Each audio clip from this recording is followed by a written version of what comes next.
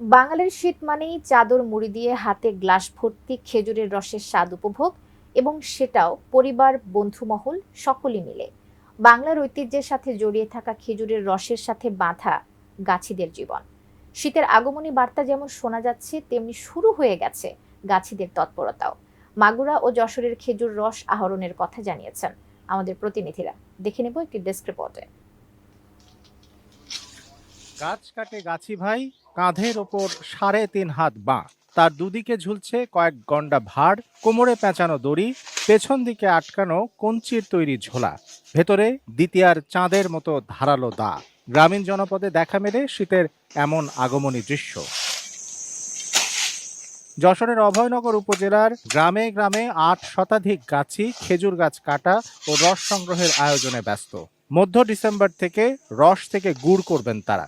শীত যত বাড়বে খেজুর রসের মিষ্টতাও বাড়বে তত। নতুন গুড় রস উঠলে আমরা পাটারি করব, পাটারি করে বাজারে বিক্রি করব। গেল বছর ৩০০ গাছ কাটিলাম। ৩০০ গাছ কাটিয়ে আমি খুব লাভবান হয়েছি। শহরেতে বিভিন্ন লোকজন আত্মীয় স্বজন জায়গায় যা আছে ছুটি আসে আমার এখানে রস কেনার জন্য, এতে আমি অনেক আনন্দ পাই। কৃষি অফিস বলছে অভয়নগর উপজেলায় প্রায় ৩৩,০০০ খেজুরের গাছ রয়েছে, যা থেকে প্রায় ৪০০ মেট্রিক টন গুড় উৎপাদন হবে। আমরা তাদেরকে বিভিন্নভাবে উদ্বুদ্ধ করছি। বিগত অর্থ বছরে আমরা গাছি সম্মেলন করেছি, আমরা একটি গুড় মেলা করেছি, সেই সাথে গাছিদের প্রশিক্ষণ এবং তাদের মাঝে আমাদের কাঁচা খেজুরের রস খেলে যে নিপা ভাইরাসের সংক্রমণ হতে পারে এই সংক্রান্ত লিফলেটও আমরা বিতরণ করেছি। হেমন্তের মাঝামাঝি এই সময়ে মাগুরা সদরের পাটকেল বাড়িয়ার শ্মশান এলাকা খেজুর রসের লালি ও গুড়ের গন্ধে ভরপুর। প্রায় ৩০০ খেজুর গাছ থেকে রস সংগ্রহ করছেন গাছিরা।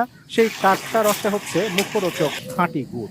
এই শীতের ৪ মাসে আমরা ব্যস্ত থাকি, গুড় বিক্রি করে আমাদের সংসার চলে। শীতটা যত বেশি হবে তত রসটাও বেশি আসবে, রসটা ভালো হবে, রসটা মিষ্টি হবে। ওই 7 কেজি রস জ্বালায় 1 কেজি গুড় হয়।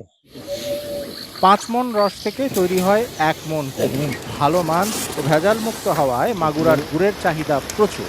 পাটালি বানাচ্ছে, ভালো পাটালি, সেই পাটালি কেনার জন্য আসছি। Shamsul Arefin, desk report, ATN news.